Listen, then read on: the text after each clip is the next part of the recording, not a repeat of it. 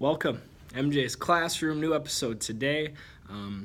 Today I really want to focus on a topic regarding how much our culture changes as time goes on and from generation to the next, and our views on certain topics. And there's a lot of modern examples I'm going to bring up, and there's some interesting ones as well. And one thing I really like to point at, one of my favorite shows of all time, if anyone hasn't seen it, I would recommend it, Mad Men, starring John Hamm.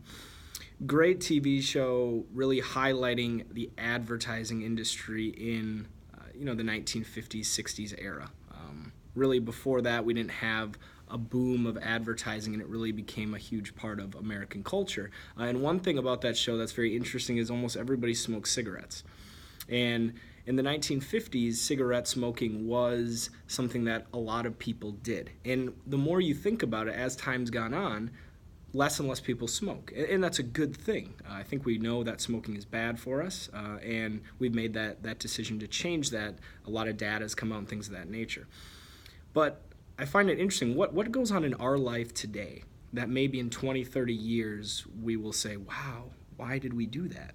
That was a really, really bad choice.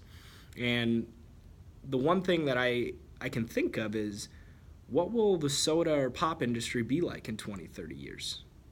Is Coca-Cola and Pepsi and Mountain Dew, are those going to be things that people are going to be consuming at high levels like today in 20, 30 years? I think the data is pretty clear on excessive sugar. I think the data is pretty clear. Soda in general doesn't really add much value to you. It's just something that tastes good and you enjoy it and you like the caffeine and things of that nature. But is that something that as time goes on will change?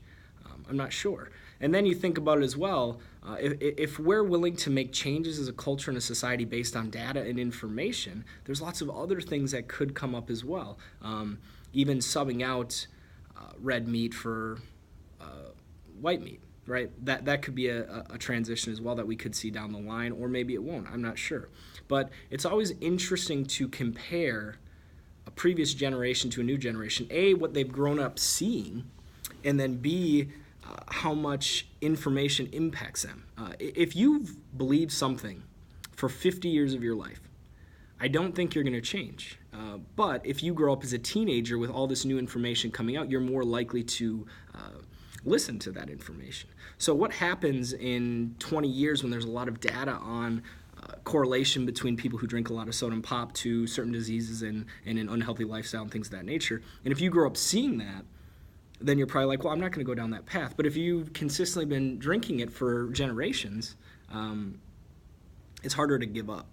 So that's kind of an interesting concept as well. And it's not just limited to consumer products, right? We can look at it from politics as well. One thing I really like to look at is the change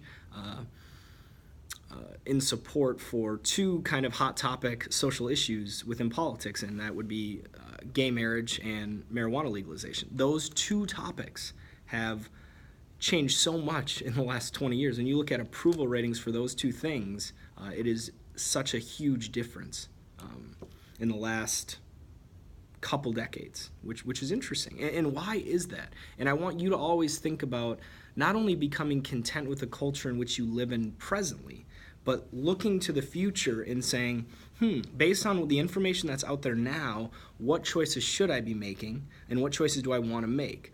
If living a long, healthy life is a priority to you, well, then there's probably certain changes and choices that you should be making now, especially with all the data and the information that's out there.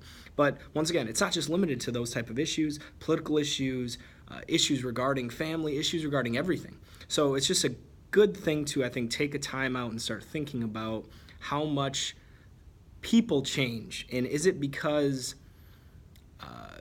new generations are coming up, or is it just because more information's coming up, a combination? But very interesting. And I'd be interested in the way you think about something like soda or pop or red meat, and what you think the future is in store for those type of products. Just kind of an interesting discussion.